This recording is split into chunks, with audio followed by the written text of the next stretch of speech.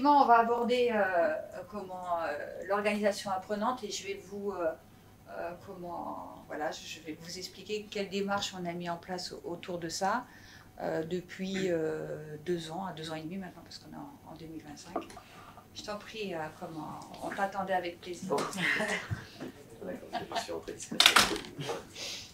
Alors, si j'appuie sur le bon bouton. Alors, du coup, moi, je m'appelle Maïlis Forveille, je suis responsable d'un programme de transformation au sein de la DICI, de la Banque commerciale en France, chez BNP Paribas.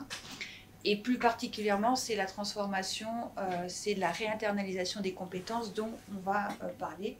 Alors pourquoi, quand alors il est plus nouveau maintenant, notre DICI, parce qu'il est arrivé depuis 5-6 ans maintenant, quand il est arrivé, il y avait à peu près 3 développeurs internes. Voilà. Donc est-ce qu'on était vraiment une DICI? On peut se poser la question.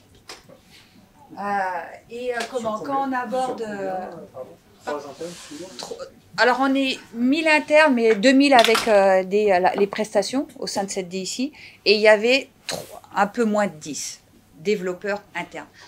Pourquoi? Parce qu'on a eu des politiques d'outsourcing et que du coup, voilà, ça a changé nos métiers et maintenant on est dans une logique de réinternalisation des compétences pour la raison principale de retrouver la maîtrise de notre système d'information en interne. Et quand on parle de compétences, il y a un concept qui est important, c'est les organisations apprenantes, qu'a développé Peter Senge à travers la 5e discipline.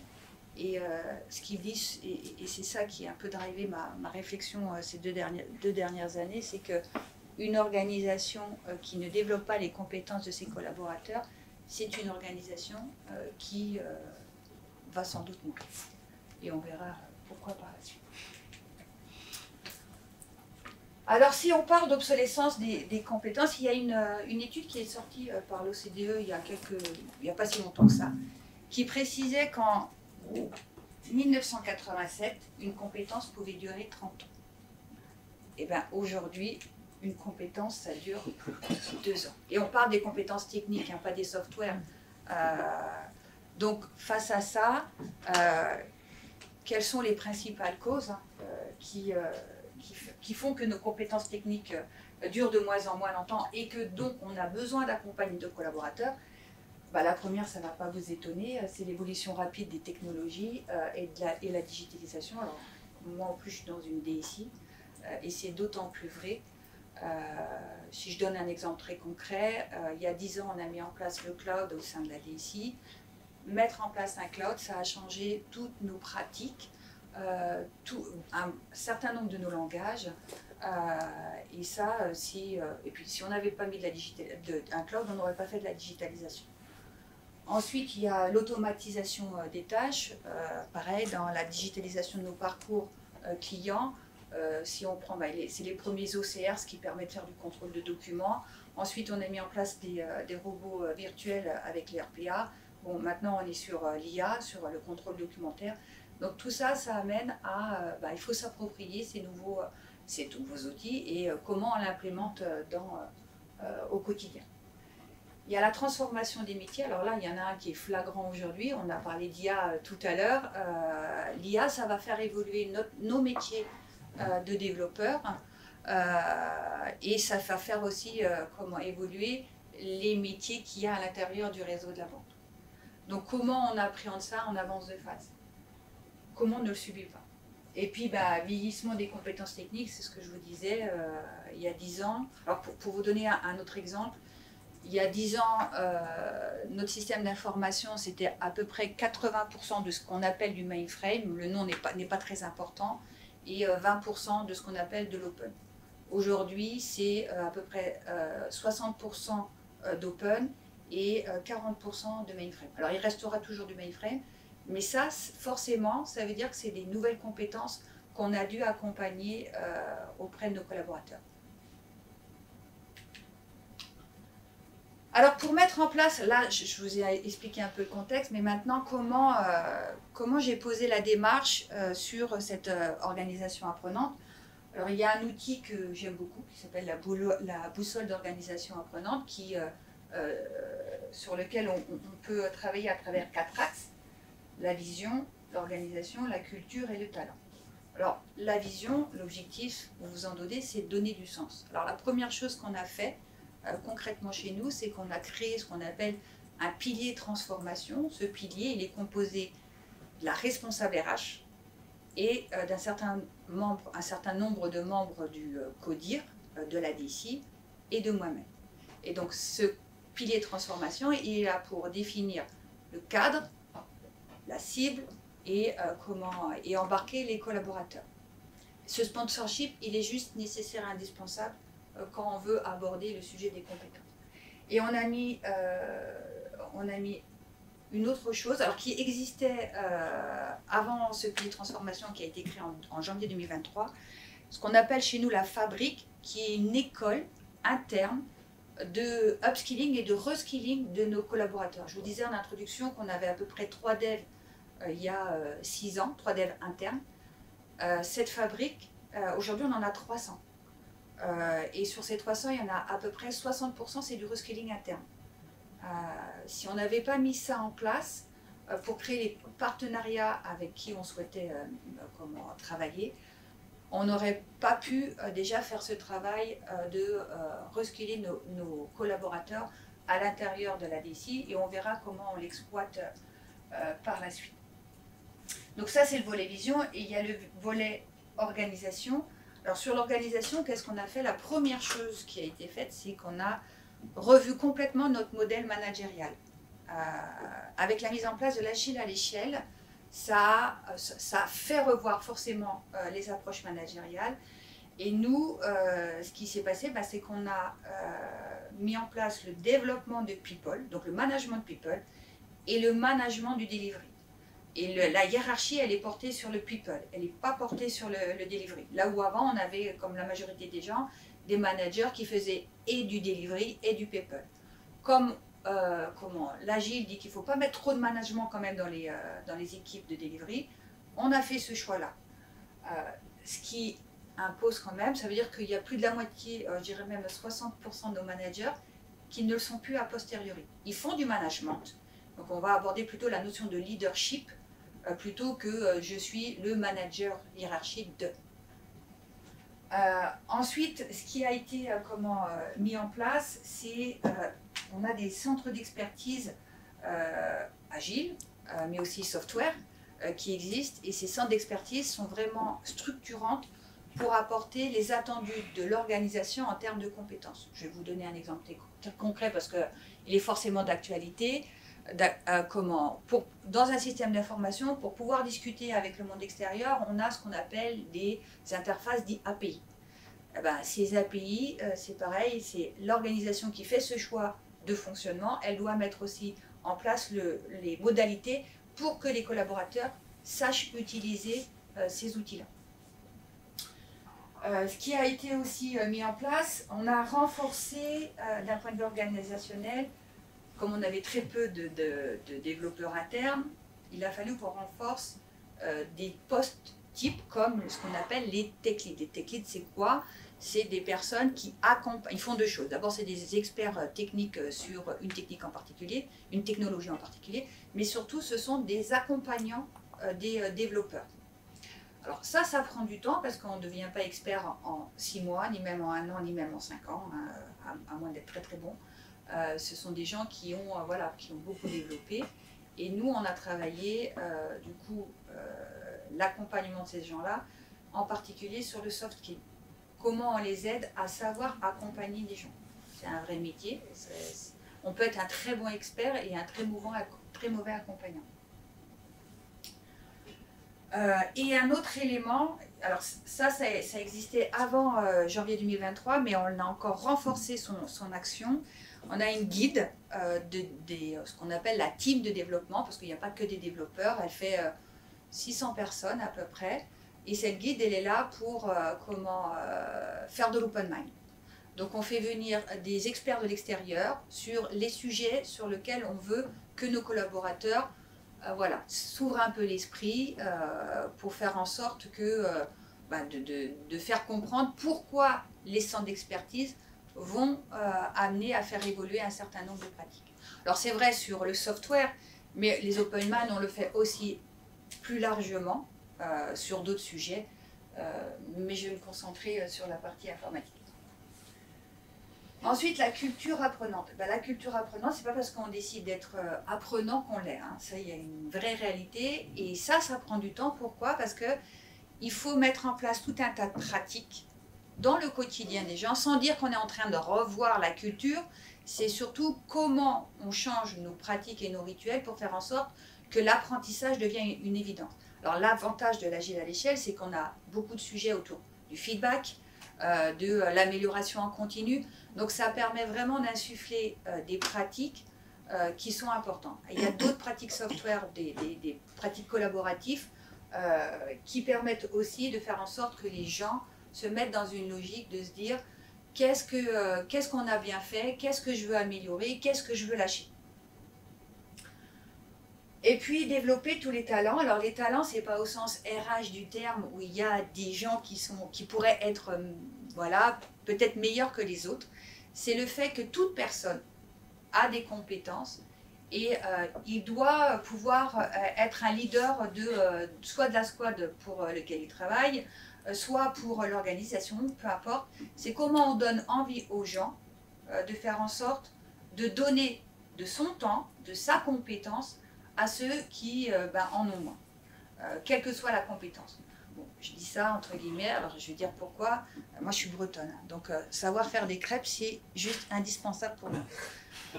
La DIC s'en fiche. Donc, ce n'est pas une compétence essentielle. Donc, on est quand même bien sur ce qui sert l'organisation. Alors, on n'y est pas arrivé du jour au lendemain, bien évidemment. Hein, ça nous a pris du temps et on a fait des choix pour avancer.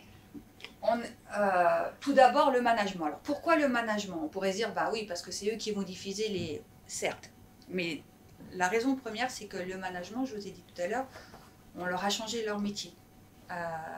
Du coup, il fallait aussi que eux, ils s'approprient dans leurs objectifs le fait qu'ils devaient être dans cette logique d'une organisation apprenante. Donc ce qu'on a fait, c'est qu'on a initié ce qu'on appelle des matrices de compétences, dans lesquelles il y avait 4 thèmes principaux, dont une sur le leadership et les organisations apprenantes. Et donc dans nos 2 rôles, il y a 2 rôles principaux en termes de management. Il y a nos fameux chapter leads qui ont la responsabilité de monter les gens en compétences, et nos fameux IT leaders qui ont la responsabilité d'assurer le delivery de nos trials. Donc la première chose qu'on a fait, c'est ces fameuses matrices, et ça a très très bien marché. Bon, il faut la construire, il faut connaître, parce que c'est pas un truc qu'on a été chercher sur ChatGPT, donne-moi une matrice de compétences, parce qu'elle est vraiment spécifique à leur job, et ça c'était important aussi, parce que comme on est dans de la création, ils avaient perdu tous leurs repères. Ça a été un peu compliqué au début pour eux, hein. Ils avaient perdu leurs repères, et donc cette grille, ça leur a permis aussi de d'avoir une cible de ce vers quoi on les attendait. Et surtout, ce qui était le plus important, c'était qu'il y avait c'était un travail avec leur manager et eux, donc c'est une auto-évaluation, et après ils doivent partager avec leur manager le feedback.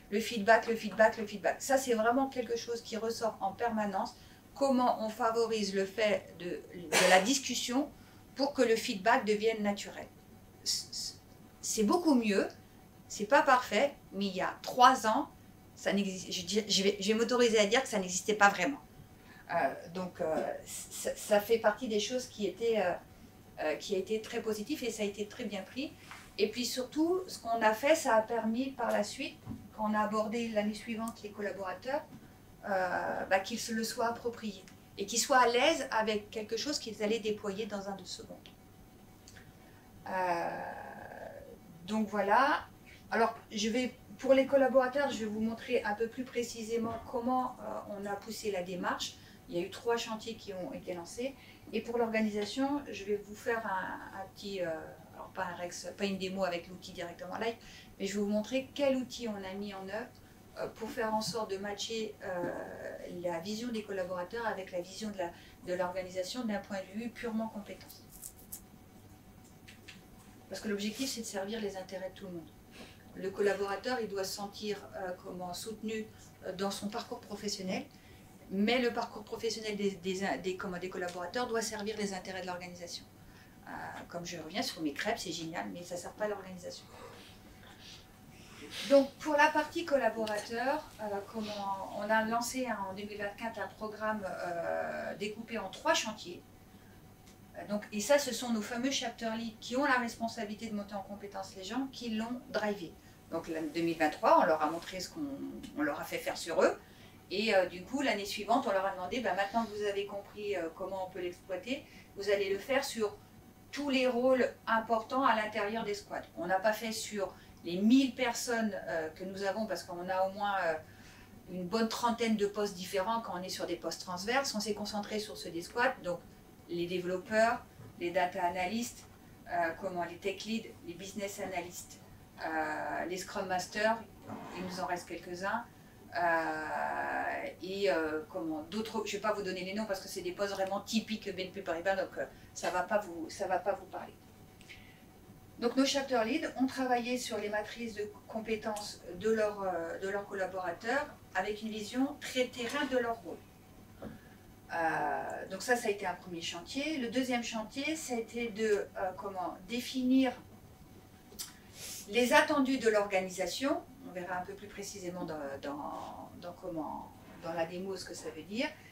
C'est de se dire, une fois que les collaborateurs ont rempli leur vision carrière pass, c'est en quoi le carrière pass répond à des prérequis de bon fonctionnement des squads. Donc ça fait partie aussi du travail qu'il fallait faire, c'était que les prérequis devaient être remplis. Et enfin, la stratégie d'apprentissage, là ce qu'on cherchait à faire, c'est comment on transforme nos collaborateurs en serial learners. Comment on leur redonne, je vais être honnête, on n'y est pas encore, mais c'est pas grave. Le sujet, c'est surtout de se dire comment on donne aux gens l'envie de nouveau de réapprendre. Et ça veut dire qu'il faut passer par plein de moyens pour les stimuler. En sachant qu'il y a une méthode d'apprentissage qu'on appelle le 70-20-10 qui dit un collaborateur apprend à 70% sur le on the job, à 20% par les pratiques collaboratives. Donc l'agile le permet et d'autres pratiques software le permet aussi. Et seulement 10% la formation. Donc la formation, c'est hyper important. C'est souvent nécessaire parce que les gens ont besoin d'un repère, mais ce n'est pas ça qui permet aux collaborateurs de monter en compétence. Donc ces 3 chantiers, ça nous a pris une année, c'est une année de travail. Donc les chapters sont venus nous présenter au niveau du pilier transformation l'avancée de leurs travaux, la façon dont ils voulaient l'aborder et comment on a vraiment, ça a été géré comme un maître projet. Donc là, j'ai parlé des collaborateurs. Maintenant, on va parler de l'organisation. Parce que ce que je vous disais en introduction, la finalité, c'est quand même que l'organisation soit performante et qu'elle soit capable d'assurer la maîtrise de son système d'information en interne. Le challenge que nous a donné le DSI à l'époque, c'était si je vire demain tous vos AE, est-ce que vous êtes capable de continuer à faire le job? Bon, la réponse était non. Donc c'est aussi pour ça qu'on a lancé tout ce travail. Donc ça c'est juste un autre copie d'écran de notre outil qui a cette première page, alors notre outil s'appelle Mars, maîtrise et anticipation des ressources et des skilling. Donc il porte tout un tas de fonctionnalités, mais je ne vais pas m'attarder sur toutes, je vais m'attarder sur certaines que je vais vous présenter après. Donc le chapter lead est vraiment au centre autour des compétences, il est vraiment au centre, en relation avec ce fameux pilier transformation, avec les RH, les GI, gestionnaires individuels de carrière, avec nos fameux IT leaders qui sont responsables des travails, parce que les compétences, ce n'est pas dans l'absolu, c'est quand même pour servir le delivery, et donc permettre aux IT leaders d'être en capacité de bien délivrer. Et quand je dis bien délivrer, ce n'est pas une question de timing, c'est une question de qualité. Et puis il y a tous nos centres d'expertise, donc la sécurité, les API, tout ce qui est autour du software et l'architecture, ce qu'on appelle aussi chez nous le DevOps qui permet l'usine de fabrication logicielle de nos produits. Pourquoi? Parce que les standards, il y en a beaucoup qui sortent des centres d'expertise. C'est à eux de nous dire moi je vous attends demain à ce niveau-là, parce que notre stratégie est d'aller vers ces sujets-là. Je prends un exemple très concret, quand on a passé sur le cloud, à cette époque-là, on n'a même pas défini quelles étaient les compétences dont on avait besoin. Ça nous a pris du temps, et encore aujourd'hui, il y a des personnes qui n'ont pas les compétences autour du cloud, bien qu'il y ait eu des cursus de formation qui ont été mis en place. Donc c'est vraiment nos chapters qui sont au centre de notre histoire. Et comment Mars, on va l'aborder sous 3 ans. Les fameux carrière pass. Les carrière pass, c'est pour chaque poste dont je vous parlais tout à l'heure, l'ensemble des compétences très fines et principalement les compétences techniques, pas les soft skills, dont vous allez avoir besoin pour faire votre job correctement, avec des niveaux de maturité. Donc ce travail-là a été long, il est en train de se finaliser sur nos derniers postes, mais c'est celui aussi qui rassure, parce que, bon, on verra après, mais quand le collaborateur travaille sur j'ai checké, j'ai pas checké, j'ai checké, c'est concret, c'est factuel. Avant, on était dans ça va bien. Oui, mais factuellement, ça veut dire quoi, ça va bien? Donc après, on verra comment le collaborateur se l'approprie, et enfin comment l'organisation se l'est appropriée, parce que l'ambition, il est bien de faire en sorte que chacun s'y retrouve. Donc moi, en tant qu'organisation, il y a des moments où dans mes squads, j'ai des problèmes de compétences. Comment je fais pour y répondre rapidement? Donc si je prends le carrière pass, c'est une liste, on va dire, de parcours, de compétences. Chaque parcours, je vais en prendre un, le business analyst par exemple, donc qui est plutôt focusé sur les compétences fonctionnelles de leurs produits. Et du coup, il y a plusieurs niveaux. Il y a plusieurs disciplines. Pourquoi? Parce que la business analyse, elle dépend d'un référentiel international qui s'appelle le BABOK.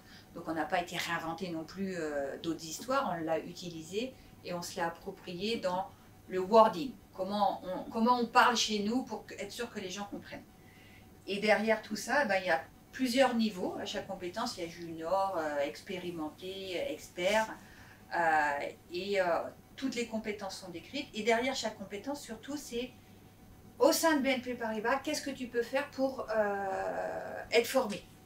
Parce que si on a des listes de compétences sur lesquelles on ne sait pas comment se former, c'est qu'on a raté quelque chose. Donc c'est pour ça que ça a été un travail de longue haleine en 2024. Mais au moins, on a donné le moyen aux collaborateurs d'avancer sur ces objectifs de montée en compétences, parce qu'il sait comment y arriver. Et il sait dire, alors un carrière pass, un collaborateur, il n'est pas forcément référencé sous un seul carrière pass. Dans sa vie, on a fait plusieurs métiers, donc on peut lui en donner, il peut s'en donner plusieurs, il peut être junior sur quelque chose, senior sur d'autres et expert sur d'autres. Donc on a vraiment la vision complète de nos collabs. Ensuite, voilà ce que je vous disais, on a vraiment, là je suis partie sur un exemple de quelqu'un qui fait, peu importe le terme, parce qu'on a du back-end, en gros c'est la soute de nos interfaces que vous pouvez voir sur le web ou sur le mobile. Donc il y a eu tout ce travail de recensement qui ont été faits donc avec les tech leads là en particulier. Bon, une fois que ce travail est fait, maintenant il faut attaquer la vision collaborateur. Où t'en es toi par rapport à tout ça? Maintenant que tu sais te projeter dans toutes ces compétences, donc ça lui permet de savoir, il va dire Open Java Backend par exemple, je suis à un niveau, alors j'étais junior mais j'ai été validé en octobre 2020, aujourd'hui je suis à un niveau confirmé, je suis toujours en cours d'acquisition, donc il sait sur quoi on l'attend, il sait les compétences sur lesquelles on va l'attendre, il sait les formations qu'il peut passer, même s'il ne le fait pas en toute autonomie et il y a bien le chapter lead qui l'accompagne. Et comme je vous le disais, il peut avoir aussi des carrière pass, plusieurs carrière pass. Il est validé sur un junior, il n'a pas entamé encore l'étape suivante confirmée, mais il a plusieurs carrière pass. Ça a été très bien perçu par les collaborateurs. Et d'ailleurs, ils ont été les premiers à nous dire, mais vous ne pouvez pas me réduire à mon poste actuel. je veux pouvoir avoir ma vision de ma carrière professionnelle. Donc c'est pour ça qu'on a vraiment fait en sorte qu'il puisse étendre sa vision complète, toujours au regard des compétences de l'organisation, bien évidemment. Je ne vois pas c'est combien de temps? 15 ans, ça va. J'arrive à la fin. Alors après, il y a le volet organisation. Le volet organisation, c'est quoi l'objectif? L'objectif, c'est de faire en sorte qu'on puisse positionner les compétences d'une squad, donc indépendamment des gens. De quoi a besoin une squad pour fonctionner? Puisque, je vous rappelle, le challenge, c'est je vous enlève tous vos sous-traitants, vous n'avez plus que des internes. Donc votre objectif, c'est de faire en sorte qu'en interne, tous les prérequis de fonctionnement du squad doivent être là. Donc on n'y est pas encore, hein, autrement ça voudrait dire qu'en 2 ans on aurait réussi, mais bon, ça prend beaucoup plus de temps. Mais en tous les cas, aujourd'hui, on sait piloter. On sait piloter une squad et surtout on sait piloter, et pour la RH, hein, qui est complètement partie prenante de tout ça, pour la RH, ça permet entre autres de se dire, ah tiens, sur cette squad-là, par exemple, je vois quand il y a du vert cramoisi comme ça, ça veut dire qu'il y a de la surcompétence sur la squad. Donc on peut se dire, ah oui tiens, si j'enlève cette personne-là, la squad continue à fonctionner correctement, mais je vais pouvoir compléter une squad qui est en souffrance. Donc c'est vraiment, après il y a tout un tas de processus de comités entre l'ARH et les chapter leads pour faire les comités de relève, mais c'est le premier outil qui nous permet de voir comment l'organisation se porte, et puis le collaborateur peut avoir sa propre vision sur où est-ce que j'en suis vis-à-vis de mes compétences, et mieux se projeter sur là où on l'attend. La difficulté, c'est toujours de se dire, alors soit on se met en dessous de ce qu'on pense être, soit on se met un cadre. Donc c'est bien de temps en temps, et c'est pour ça que les chapter leads ont des points réguliers sur ce volet-là avec leurs collaborateurs, pour avoir cette discussion du juste milieu de toi collaborateur. Donc là, on est en 2025, on est en train de mettre en place les tableaux de pilotage autour de tout ça. C'est 1 an et demi, alors c'est une grosse année de travail. Et la personne qui a fait ça, elle est intégrée à l'équipe RH. Bon, c'est un profil un peu atypique, mais elle est intégrée à l'équipe RH. On a fait en sorte de faire travailler ceux qui sont responsables de la stratégie de sourcing, qui l'apportent. Ils ne sont pas responsables de la donnée, mais qui l'apportent, les chapters. Ça marche très bien aujourd'hui, on voit les effets bénéfiques sur certains profils. Il y a des manques sur d'autres. On a parlé beaucoup de chefs de projet aujourd'hui. De la même façon, nous avons perdu des compétences de gestion de projet. De la même façon, nous avons aussi perdu d'autres compétences sur le test. Ça nous a permis de voir alors, sur le chef de projet, on l'avait vu avant, mais sur le test, le fait de travailler là-dessus, ça nous a permis de voir qu'on était en train de les perdre. Donc, on va pouvoir mieux anticiper la suite. Alors, qu'est-ce qu'on a fait pour... là, je vous ai parlé beaucoup de compétences, mais je vous disais le fameux 70-20-10.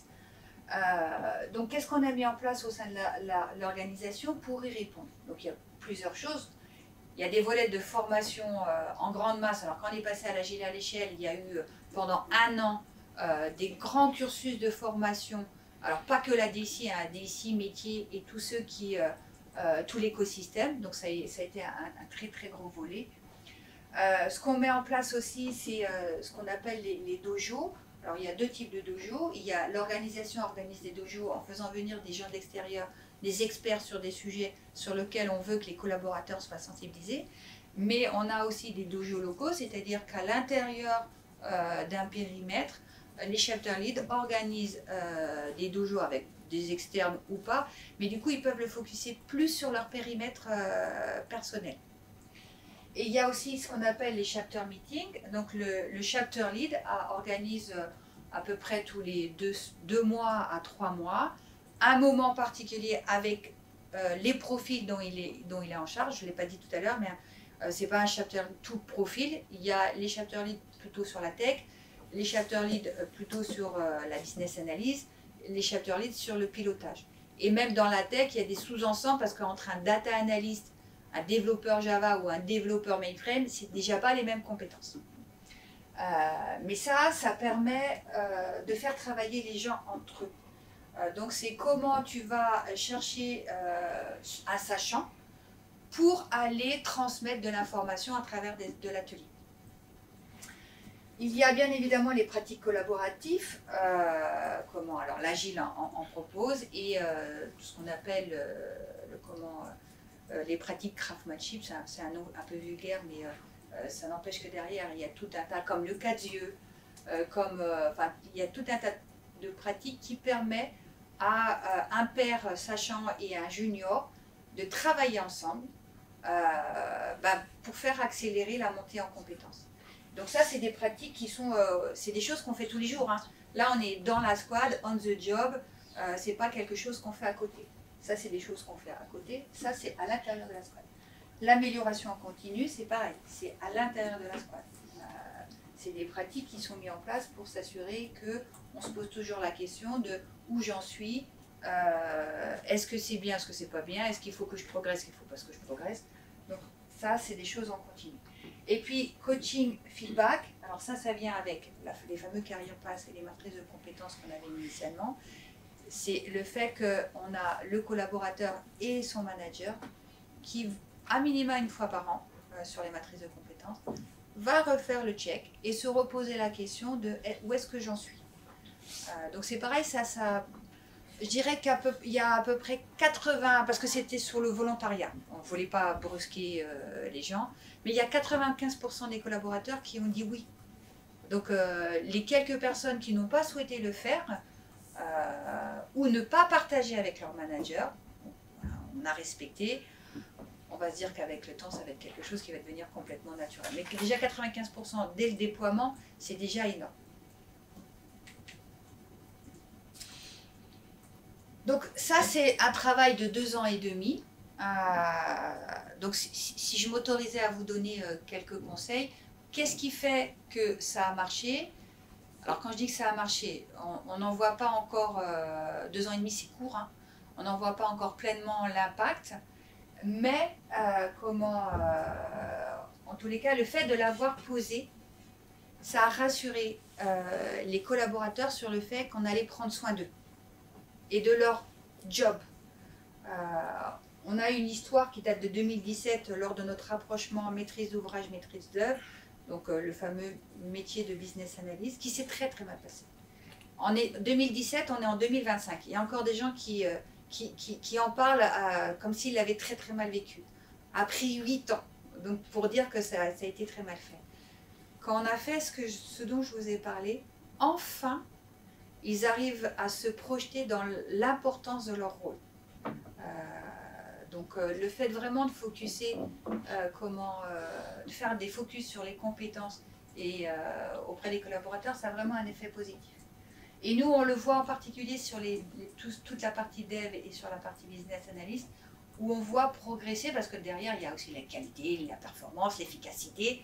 Donc ça, on voit que ça progresse, on voit que les gens sont quand même plus appétents à se dire « Ah oui, tiens, ça je ne connais pas, donc bon, il faudrait que je me forme. » Après, s'ils ne le font pas, de toute façon, on a des rituels qui vont les amener à y réfléchir.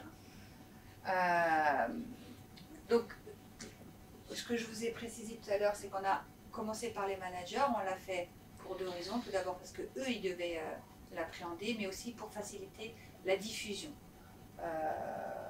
Alors, nous, c'est les managers. Dans d'autres organisations, ça pourrait être un autre rôle. Je ne dis pas que c'est le manager qui va être le premier. Mais aller chercher ceux qui, de toute façon, vont permettre la diffusion et avoir l'impact le plus fort sur l'ambition. Embarquer les parties prenantes dans un projet d'organisation. Je vous ai dit, il y a eu un programme avec 3 chantiers. Ces 3 chantiers avec de la visibilité qui a été donnée auprès du comité de direction. Ça amène les gens à s'engager. Le fait d'être visible, le fait de rendre des comptes, et ben ça oblige les gens à s'engager. Et quand je dis oblige, les chapter leaders se sont positionnés là où ils avaient envie de se positionner. Donc on ne leur a pas dit tu fais ça, tu fais ça. Non, ils ont été vraiment là où leur appétence première les conduisait.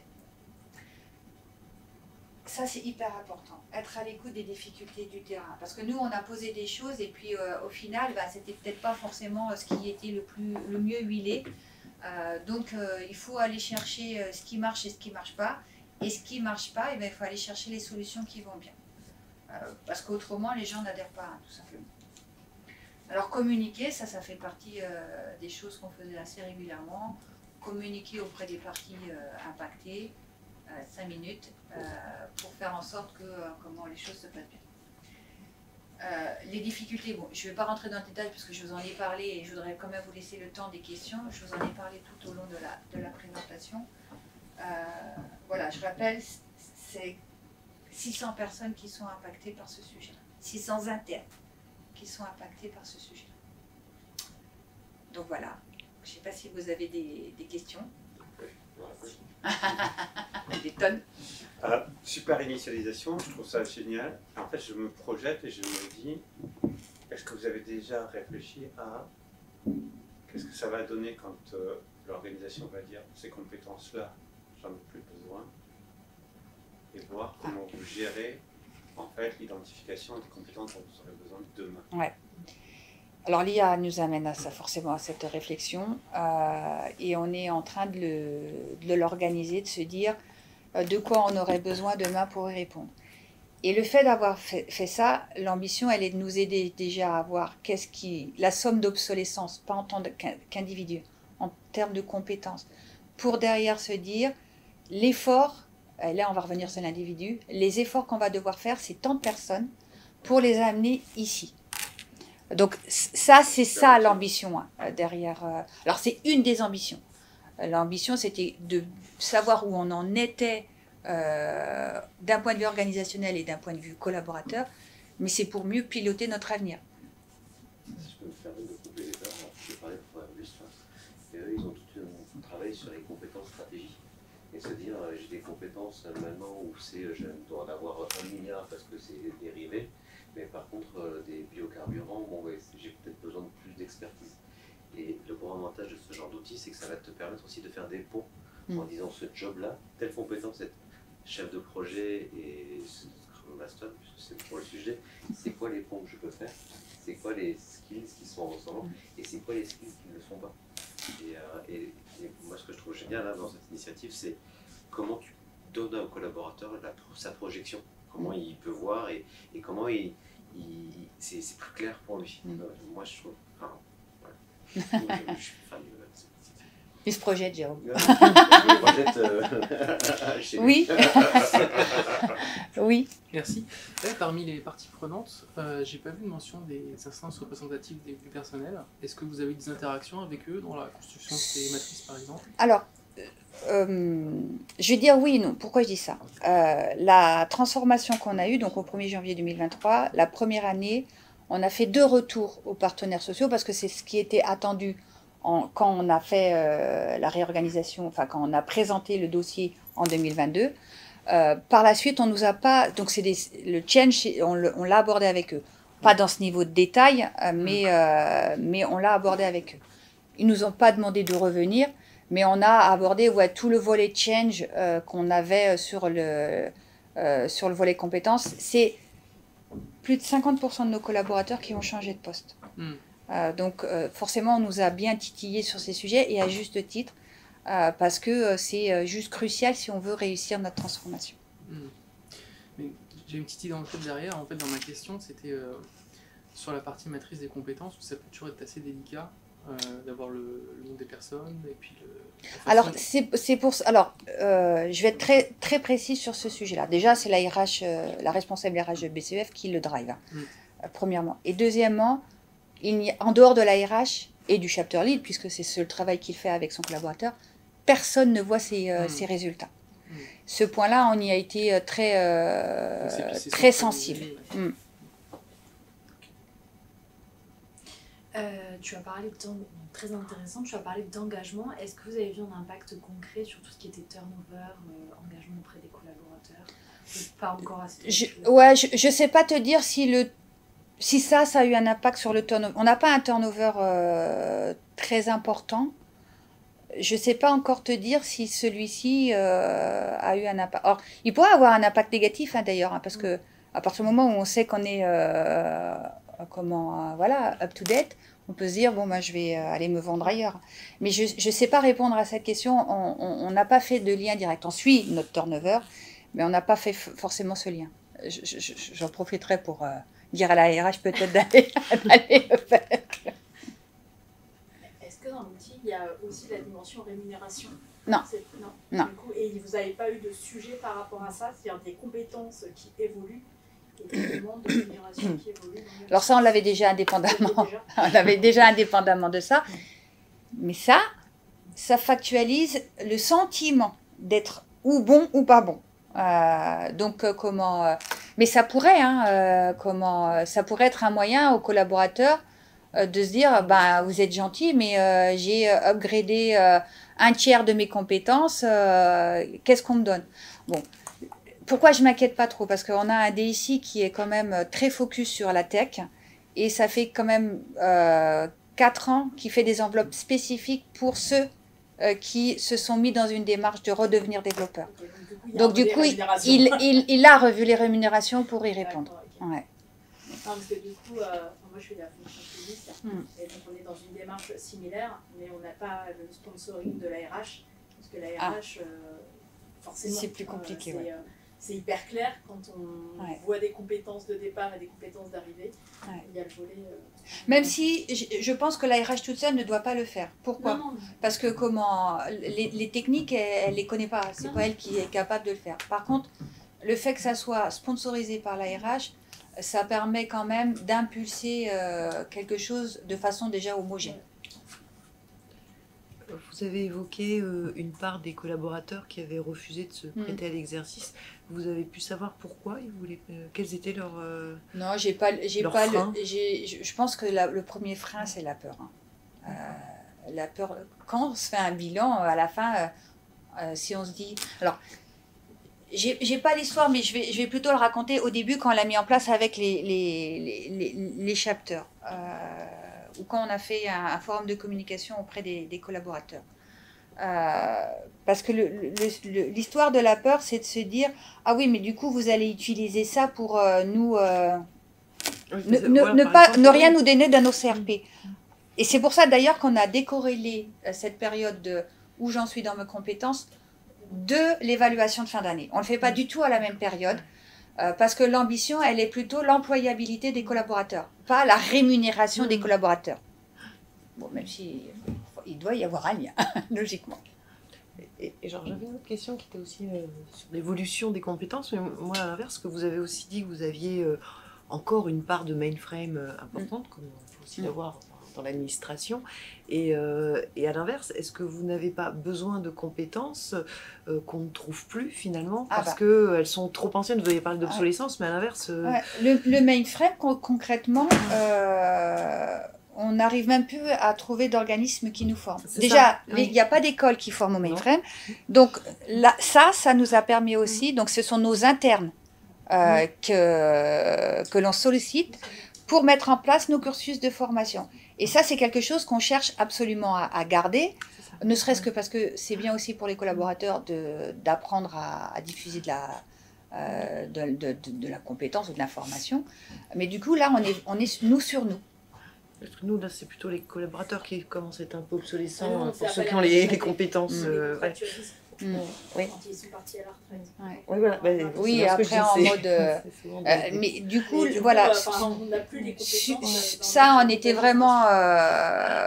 on a eu des experts qui sont vraiment partis et on s'y est pris, on va dire, suffisamment à l'avance pour qu'aujourd'hui, parce qu'il y a même des tech leads mainframe qu'on continue à upgrader, pour qu'on ne soit plus dans une période où on ne sache plus du tout comment faire. Est-ce que ça, vous parliez d'indépendance et de maîtrise des compétences? Exactement. Là, autant le reste, c'est facile. Acquérir des nouvelles, voilà, c'est une chose, mais pas perdre celles qu'on trouve plus à l'extérieur, c'est aussi important. Tout à fait. D'autres questions?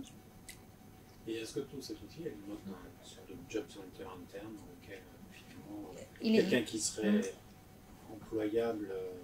Alors, il est vraiment propre à nous. Qui devient disponible, oui, hein, interne. Alors, propre même à la DSI. Ah oui. Il est vraiment propre à la DSI. Par contre, je participe par ailleurs auprès de la RH de BCEF à un sujet sur l'employabilité, cette fois-ci au sens BCEF. Donc forcément, c'est pas tant l'outil, c'est les approches et les concepts qui vont être réexploités. Donc il y aura peut-être quelque chose d'utilisable plus largement pour l'ensemble du groupe, parce que c'est une initiative groupe au départ. Mais cet outil-là qui est vraiment spécifique à nos compétences de DSI, voilà, on a fait notre propre outil. Et un peu dans la lignée de ce que vous dites, effectivement, est-ce que finalement ce référentiel de compétences, il est repris dans des fiches de poste, même internes, voire externes, que vous pourriez avoir? avoir? En partie, mais on s'appuie comment? Alors en partie, les compétences techniques qu'on peut trouver dans nos fiches de poste, elles sont généralement très lacunaires, donc il n'y a pas grand-chose. Ouais. Donc là, c'est 10 000 fois plus riche. Et ça, vous ne l'avez pas pensé, au moins en interne? Alors si on devait retraduire ça dans ouais. les fiches de poste, je pense qu'on nous dirait non, parce que déjà on est limité sur... Mais voilà, sur les compétences techniques, généralement, il y en a une dizaine. C'est des grands mots qui ne veulent rien dire. Parce que quand on dit même quand on parle mainframe, derrière, c'est plein de compétences différentes. Donc, on ne cherche pas alors déjà, même influer sur une fiche de poste qui est gérée par la RH, ça peut prendre un an avant. Donc, non, on va influer sur ce sur quoi on a la main, c'est plus facile. D'autres questions? Pour valider ces compétences, derrière, c'est quoi? C'est des certifications, c'est des personnes qui travaillent, Alors, qui peuvent valider pour un collègue. Ça, c'est une question sur laquelle les chapter leads se penchent, et comment on s'assure, quel sera l'observable qui permettra de me dire que ce qu'on me raconte est juste. Donc bon, on a nos tech leads. Donc déjà, les tech leads sur la tech, c'est leur job de savoir si c'est acquis ou pas acquis. Mais le sujet de la certification, on se l'est aussi posé. Est-ce qu'on ne met pas en place... Alors, il en existe déjà au sein du groupe, sur la chefferie de projet, par exemple. Mais on se l'est aussi posé parce que ça peut être aussi valorisant. Après, attention, parce que ça peut être aussi donner ça fait peur aussi, la certification. Si je le rate, qu'est-ce qui se passe? Donc voilà, il faut trouver le juste milieu. Mais ouais, je pense que mettre des parcours certifiants, je pense que ça serait une bonne... pour moi, je pense que ça serait une bonne chose. Non, mais une certification par acquisition de compétences en continu, qui pourrait valider finalement un parcours. Alors on le sait parce que tout à l'heure je vous montrais, il passe d'un niveau junior à un niveau confirmé. Donc ça veut dire que s'il passe à ce niveau-là, il a été observé. Mais aujourd'hui, on n'est pas sûr que l'observation, elle soit homogène dans tout. On a 130 squads, dans les 130 squads. Ça fait partie des axes d'amélioration. Et après, on peut s'amuser à faire un peu de qualification avec les badges. Enfin, je pense ouais. Ah oui, par rapport à ce matin, oui, c'est clair. Pour les jeunes développeurs, savoir, ok, t'as tel niveau, t'as tellement de badges, j'ai créé un peu cette émulation entre chacun. Bon, écoutez, je vous souhaite une excellente fin de journée. Merci beaucoup. Au revoir.